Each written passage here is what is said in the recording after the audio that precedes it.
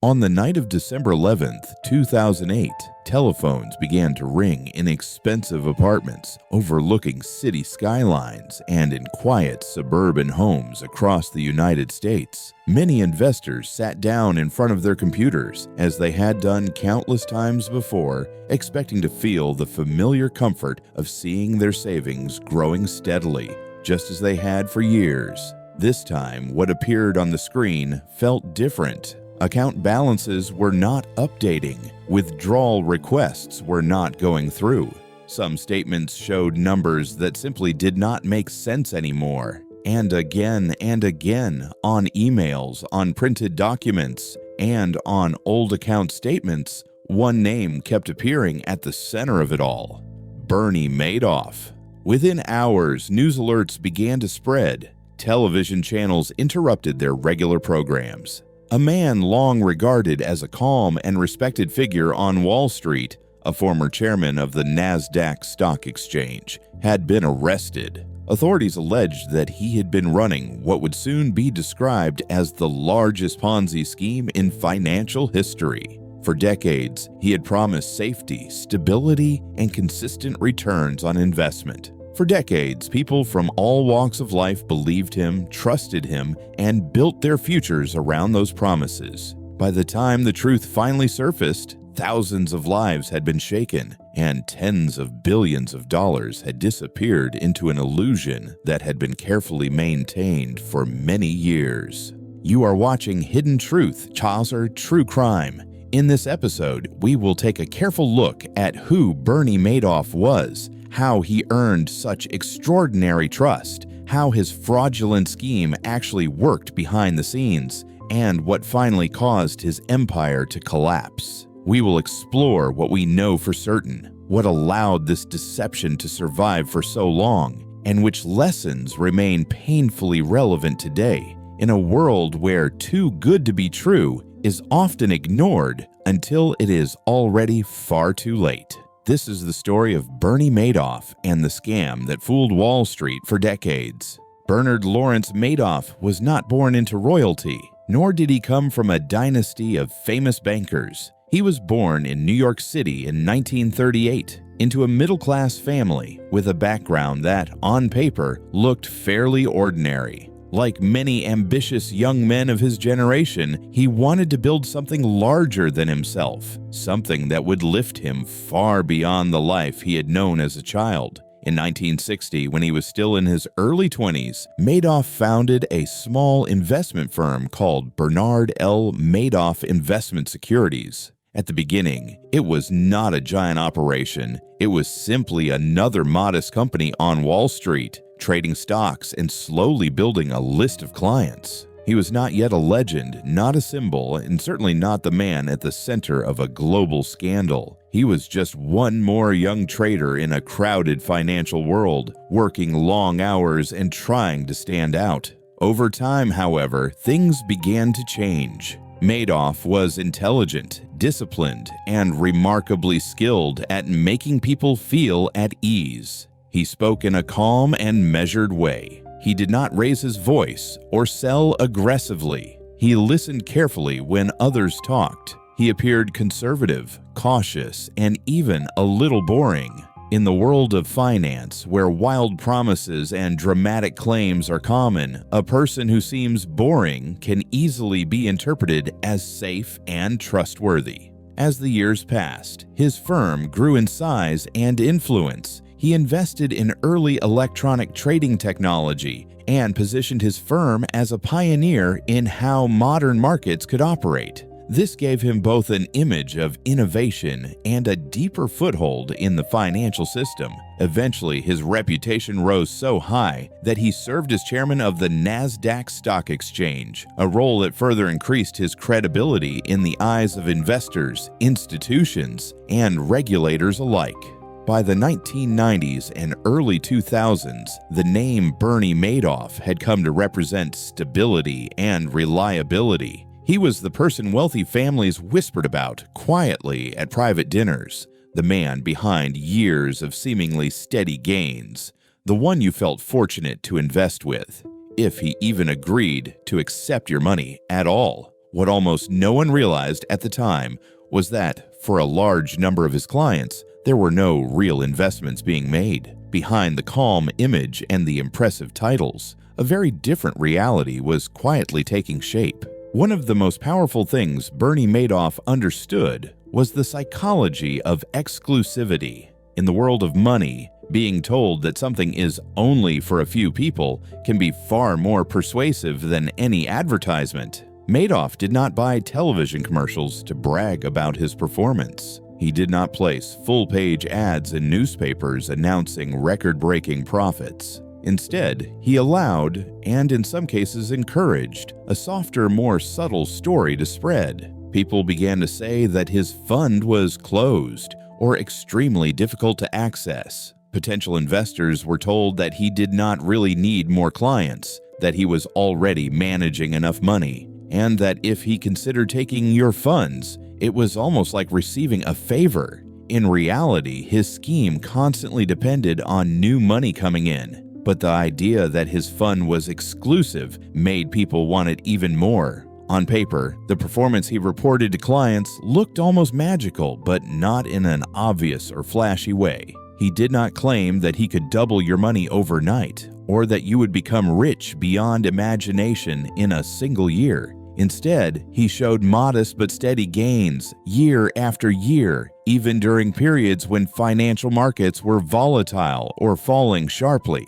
While other funds struggled, his results appeared smooth and controlled. To an inexperienced investor, returns of around 10 to 15% per year, almost every year, might sound extremely attractive and reassuring. To a seasoned professional, such consistency, especially through market crises, should have raised serious questions. Yet many professionals chose to ignore their doubts, in part because so many others around them already believed. Madoff also benefited from trust within specific social and cultural communities. Many of his largest investments came not from random individuals on the street, but from wealthy families, charitable foundations, and organizations that felt a sense of familiarity with him.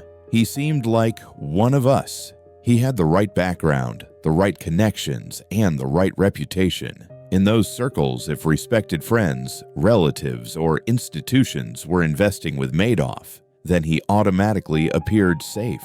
He used this social proof as one of his strongest tools. If the people you admired and trusted were already clients, questioning Madoff could feel like questioning your own community's judgment. Month after month, carefully prepared account statements were mailed or uploaded, showing a long list of trades and a steady rise in value. Clients relaxed. They recommended him to friends and family. More money arrived. On the surface, everything looked like a masterclass in low-risk, high-consistency investing. Underneath, however, it was not advanced financial genius. It was a very old trick, polished and presented in a modern, respectable form. To understand what Bernie Madoff truly did, we need to set aside the complicated language of Wall Street and look at the simple engine behind his fraud. A Ponzi scheme works in a straightforward but very dangerous way. Instead of generating real profits from real investments, the operator takes money from new investors and uses that money to pay returns to earlier investors. As long as enough new money is coming in, and as long as most investors do not ask to withdraw their funds at the same time, the illusion can continue. It is like trying to keep a leaking bucket full by pouring water into it faster than it can drain out. The bucket is never truly fixed. It only looks full for as long as someone keeps pouring. According to investigators and court documents, Madoff's scheme had been running for many years, possibly even decades. He told clients that he was using a sophisticated strategy involving stocks and options designed to protect them from major market swings. In reality, for many accounts, little to no genuine trading was taking place. Large amounts of money simply sat in bank accounts under his control. When clients requested withdrawals, Madoff would not sell real investments to raise the cash because there were no real investments backing those numbers on the statements.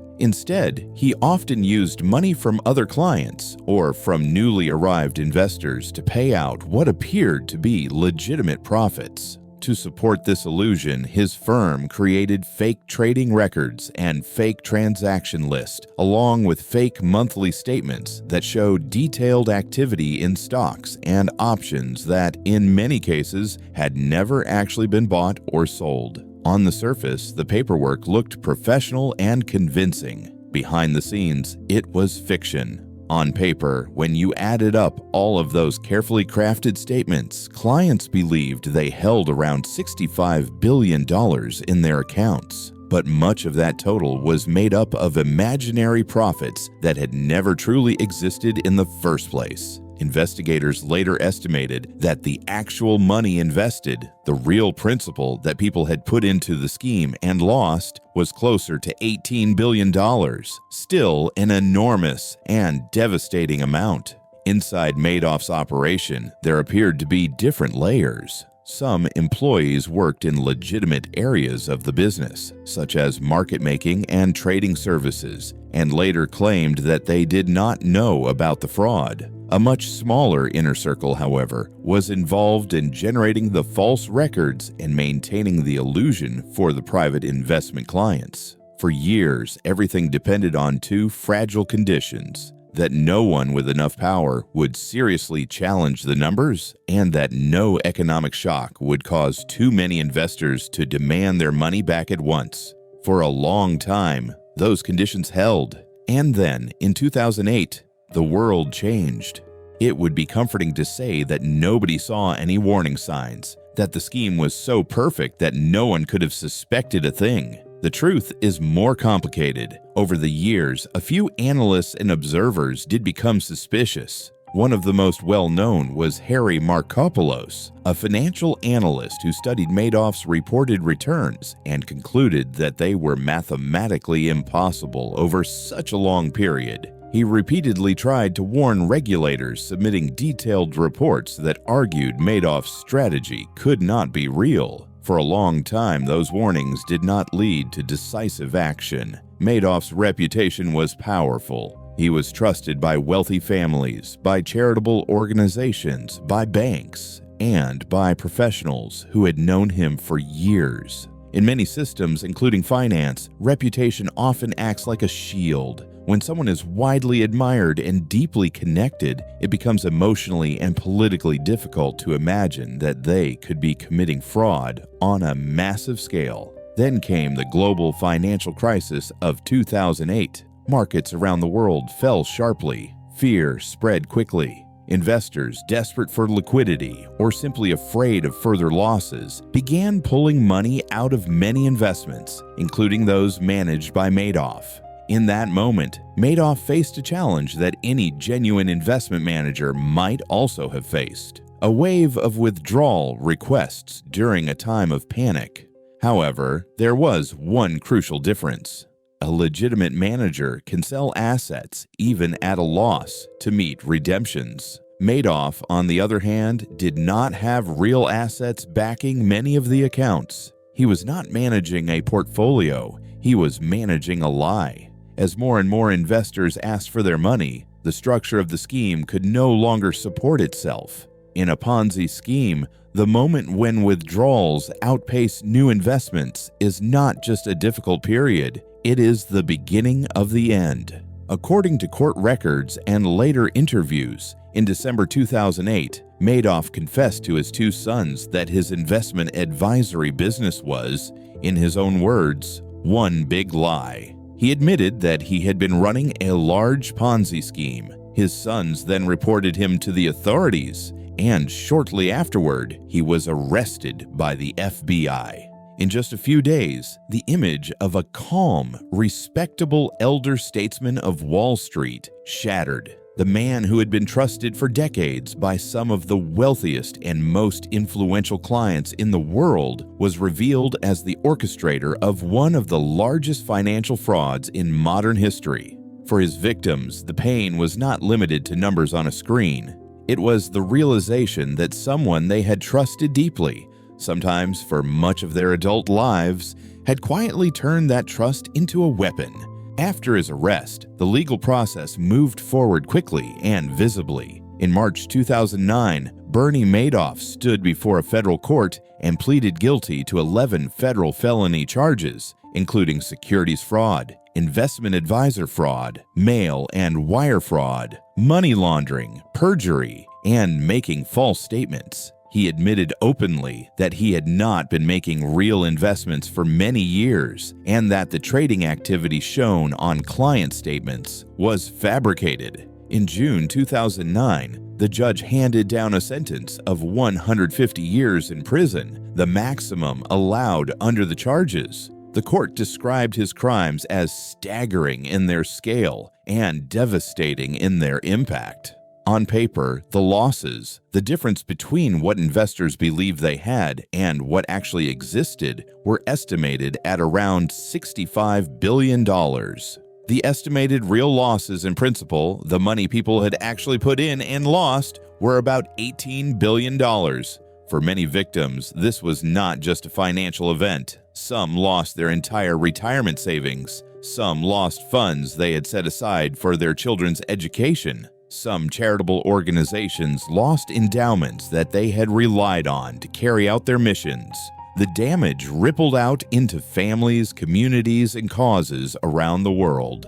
In the years that followed, court-appointed trustees and lawyers worked to recover as much money as possible. They pursued funds from individuals and institutions who had withdrawn more than they originally invested. They liquidated remaining assets, and they negotiated settlements. Through these efforts, billions of dollars were eventually collected and returned to victims. The United States Department of Justice later announced that a special victim fund had distributed several billion dollars to tens of thousands of people across more than 100 countries, in some cases restoring a very large portion of the original losses. Even so, no amount of money could completely erase the emotional and psychological impact of what had happened. Bernie Madoff spent the final years of his life in prison. He died there in 2021 at the age of 82. His name is now permanently associated with one of the darkest and most painful chapters in financial history. The story of Bernie Madoff is not only a story about one man's greed or one firm's deception. It is also a story about systems that failed to respond to warnings, about human beings who wanted to believe in safety and certainty, and about the powerful role that trust plays in every financial relationship. There are several lessons that continue to echo long after the scandal. First, steady, above-average returns with almost no apparent risk should be viewed as a warning sign, not as a guarantee of safety. Real investing involves uncertainty. Markets move up and down. There are good years, bad years, and periods of loss. Anyone who claims to generate strong, nearly constant profits over many years, regardless of market conditions, deserves careful and serious scrutiny. Second, reputation and status are not the same as honesty. Madoff held important positions, donated to charities, and moved in circles of great influence. He was seen as a pillar of the financial community. None of that prevented him from building and maintaining a massive fraud. Third, systems and regulators must be willing to question their own heroes. When concerns are raised, especially by experienced professionals, they must be examined thoroughly, even if the person being questioned seems untouchable. Trust should never be so strong that it replaces basic investigation. Finally, there is a lesson for every individual investor. We should be cautious about investing in something we do not understand, especially when the main reason to trust it is that everyone else seems to be doing it. It is reasonable to ask simple, direct questions. Where do these returns come from? What risks are involved? Can the performance be verified by independent sources? If those questions cannot be answered clearly and transparently, then sometimes the safest and wisest choice is to walk away, no matter how exclusive, prestigious, or attractive the opportunity might appear. You have been watching Hidden Truth Theft Art.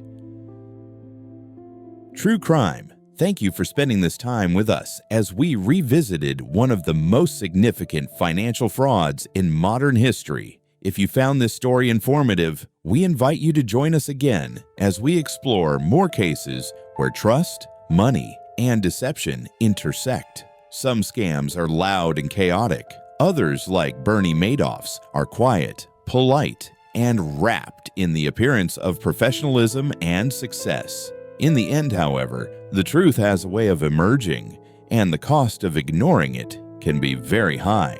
Thank you for watching, and remember, when it comes to your money, the most dangerous promises are often the ones that sound the safest.